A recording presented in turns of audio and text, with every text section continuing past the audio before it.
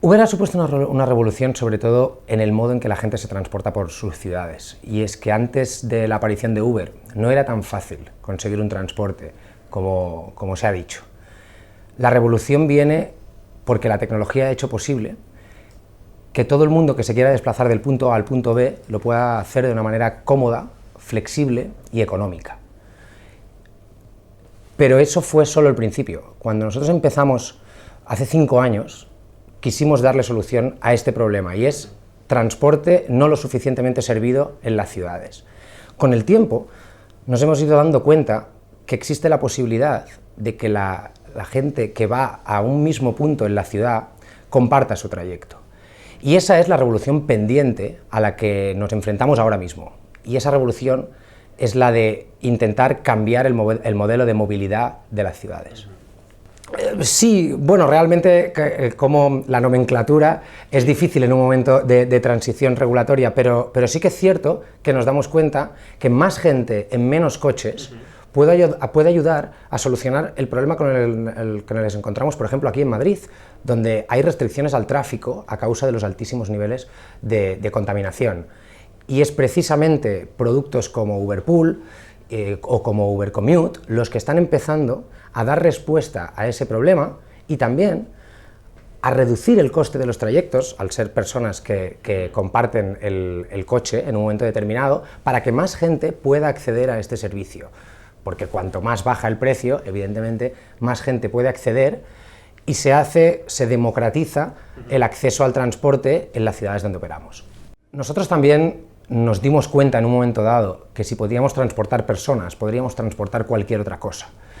Al final, Uber es también un tercer carril logístico en el que se puede transportar desde mercancías hasta comida y sobre todo puede ser esta última milla de transporte que, por ejemplo, muchos comercios locales, muchas empresas que no han tenido facilidades para acceder a esa entrega, pueden conectarse a nuestra API y usar nuestra plataforma para completar su servicio y mejorar, por supuesto, la experiencia de sus clientes.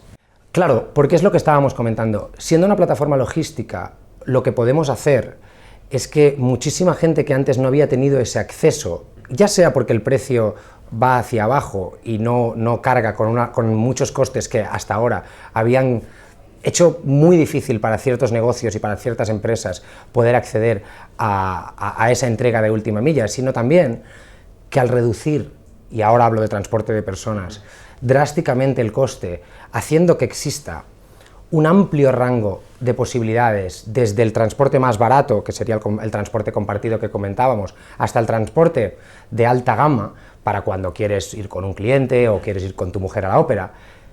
Cuando existe todo ese rango, es solo entonces cuando la gente se podrá plantear, eventualmente, no comprar un coche, que ese es el objetivo que no solo perseguimos nosotros, sino que prácticamente todos los expertos están de acuerdo que deberían perseguir las ciudades inteligentes. Bueno, hablar de los estados en general es muy difícil. Sí que es verdad que nos encontramos con diferentes situaciones, porque nosotros estamos presentes ya en 400 ciudades del mundo, en 69 países, ¿no? Hablando en concreto del estado español, de España, nos damos cuenta que la Ley Española de Transporte es una de las más restrictivas de Europa. Y es que, aun y siendo una regulación muy parecida a la del resto de países europeos, en la que el transporte es profesional, existen unas limitaciones al acceso.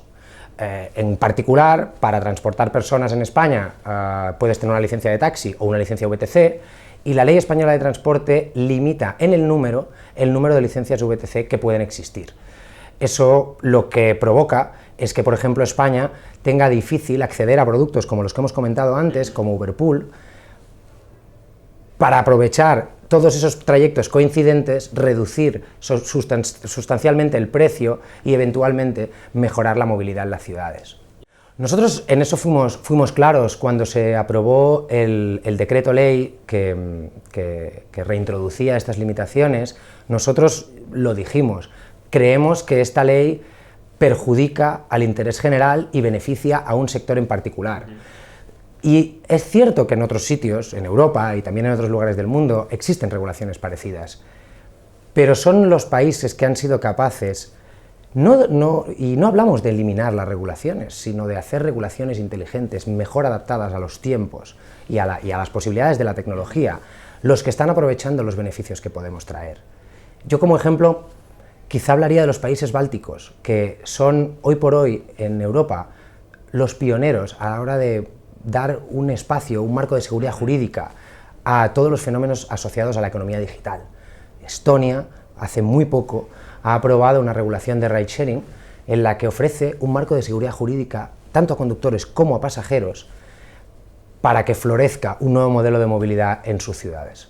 Bueno, sin duda es muy ambicioso proponer una regulación específica para el caso español. Lo que sí que es cierto es que quizá empezar por eliminar estas restricciones a la actividad de los conductores profesionales pudiera ser un buen paso para homologarnos a nuestros vecinos franceses o ingleses.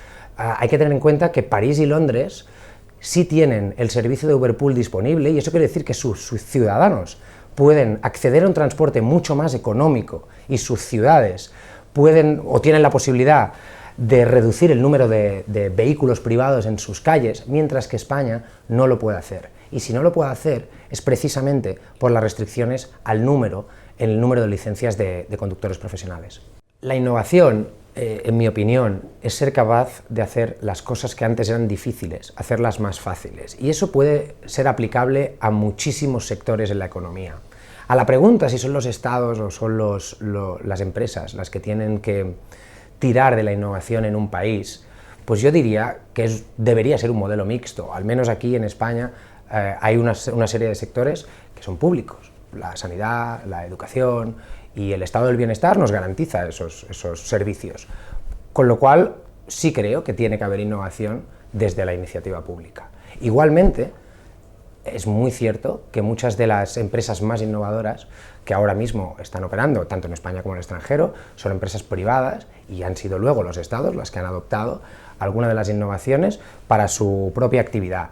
En nuestro caso en particular, Uber es una empresa privada, es una empresa que empezó con una idea muy simple en una ciudad, en San Francisco, y hoy por hoy es una empresa que opera en 400 ciudades y ofrece una solución de movilidad muy pegada al territorio y muy adaptada a las necesidades de cada una de las ciudades. Así que yo diría que se debería de combinar y convivir la innovación, desde la iniciativa privada y desde la iniciativa pública.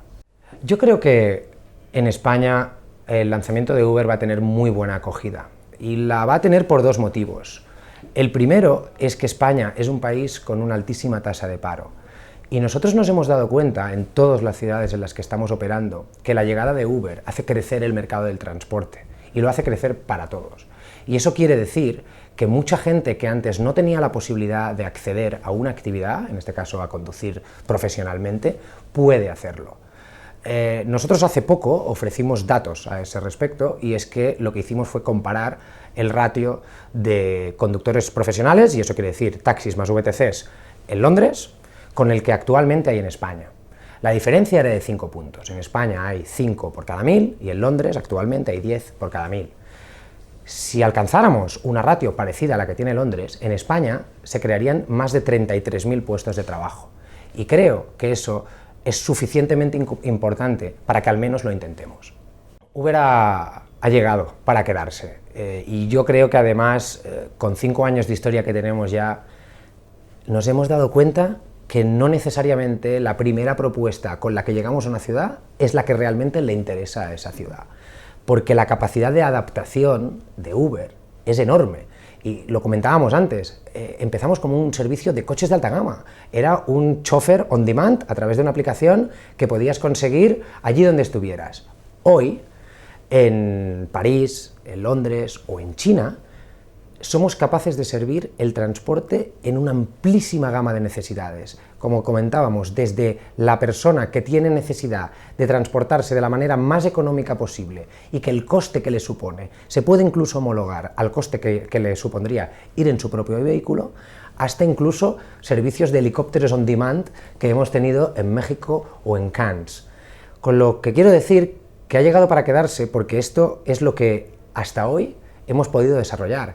Imaginemos lo que podemos desarrollar en 5 o en 10 años más. Los eventos donde se debate sobre la innovación, sobre las tendencias que va a seguir el mercado, o donde al menos existe la posibilidad de contraponer ideas diferentes y de compartirlas con el público y que luego sea el público el que te pueda hacer las preguntas a ti, creo que son siempre interesantes. Al final, nosotros intentamos estar presentes en el máximo de eventos de este estilo donde se nos invita, porque si algo quizá no hicimos del todo bien en nuestros inicios, fue hacer pedagogía de nuestro modelo.